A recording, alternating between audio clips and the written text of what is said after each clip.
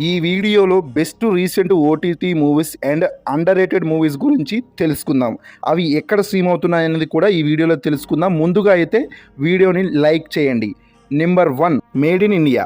ఈ real life business success stories అనేవి వినడానికి బోరింగ్గా ఉండొచ్చు, కానీ ఈ మేడ్ ఇన్ ఇండియా స్టోరీ మాత్రం నిజంగా బాగుంటుంది. 1970s టైంలో అప్పటి ఇండియన్ ఎకనామీని బట్టి మన సొంత స్వదేశీ బ్రాండ్లు అనేవి చాలా తక్కువగా ఉండేవి. అందులోనూ ఒక వాచ్ కంపెనీ పెట్టడం అంటే హైలీ రిస్కీ డిసిజన్. సో అలాంటి టైంలో టైటన్ అనే దాన్ని ఒక వరల్డ్ క్లాస్ వాచ్ బ్రాండ్గా ఎలా మార్చారు అనేది ఈ సిరీస్లో మనం చూడొచ్చు.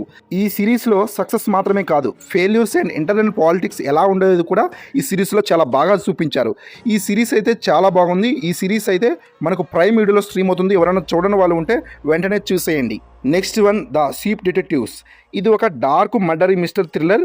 గొర్రెలు మర్డర్ని ఇన్వెస్టిగేషన్ చేస్తే ఎలా ఉంటుందో ఒకసారి ఊహించుకోండి. ఈ మూవీలో మనం అది చూడవచ్చు. జార్జ్ అనే వ్యక్తి తన పొలంలో గొర్రెలను పెంచుకుంటూ ఉంటాడు. ఒకరోజు అనుమానాస్పద స్థితిలో చనిపోతాడు. వాటిని గొర్రెలు ఎలా కనిపెట్టాయి అనేదే మూవీ. వినటానికి కామెడీగా ఉన్న మూవీ అయితే చాలా ఎమోషనల్గా ఉంటుంది. ఈ మూవీ అనేది ప్రైమ్ వీడియోలో స్ట్రీమ్ అవుతుంది. చూడని వాళ్ళు ఉంటే చూసేయండి. Next one, blast. ఈ యాక్షన్ మూవీస్ అంటే ఇష్టపడే వాళ్ళకు నిజంగా ఈ మూవీ అయితే చాలా బాగా నచ్చుతుంది. కొత్త డైరెక్టర్ సుభాష్ డైరెక్షన్ చేసిన ఈ తమిళ్ మూవీ రీసెంట్గా రిలీజ్ అయ్యి థియేటర్లో మంచి హిట్ అయింది. మార్షల్ ఆర్ట్స్లో ట్రైనింగ్ అయిన ఒక ఫ్యామిలీకి ఒక ప్రాబ్లం వస్తుంది. దాన్ని వాళ్ళు ఎలా ఫేస్ చేశారనేదే మూవీ. ముఖ్యంగా ప్రీతి ముకుందన్ గారు చేసిన యాక్షన్ సీన్స్ అయితే చాలా బాగున్నాయి. నాకు ఈ మూవీ చూసినంతసేపు లోకేష్ కనకరాజ్ మూవీస్ వర్క్స్ గుర్తొచ్చింది. ఈ మూవీ అయితే మనకు తెలుగులో నెట్ఫ్లిక్స్లో స్ట్రీమ్ అవుతుంది. చూడని వాళ్ళు ఉంటే చూసేయండి. Next one, Karuppu. అదే తెలుగులో Veerabhadrudu. Mythological, fantasy, mass commercial cinema ఈ రెండు మిక్స్ అయితే ఎలా ఉంటుందో ఈ వీరభద్రుడు మూవీ అలా ఉంటుంది. అదుపు తప్పిన న్యాయ వ్యవస్థని మంచి మార్గంలో మార్చడానికి దేవుడు వస్తూ ఏం జరుగుతుంది, నేటి న్యాయ వ్యవస్థని దేవుడు ఎలా మార్చాడు అనేది ఈ movie story. Surya and RK Balaji మధ్య వచ్చే సీన్స్ అయితే చాలా బాగున్నాయి. సూర్య గాడ్గా వచ్చే సీన్స్ అయితే ఇంకా బాగున్నాయి. ఈ మూవీ అనేది ప్రైమ్ వీడియోలో తెలుగులో స్ట్రీమ్ అవుతుంది. చూడని వాళ్ళు ఉంటే చూసేయండి. నెక్స్ట్ వన్, దృశ్యం 3. ఇది ఒక మలయాళం మూవీ. తెలుగులో కూడా రిలీజ్ అయింది. ఇంతకుముందు ఈ సిరీస్లో వచ్చిన మూవీస్ అన్నీ పెద్ద హిట్స్ అయ్యాయి.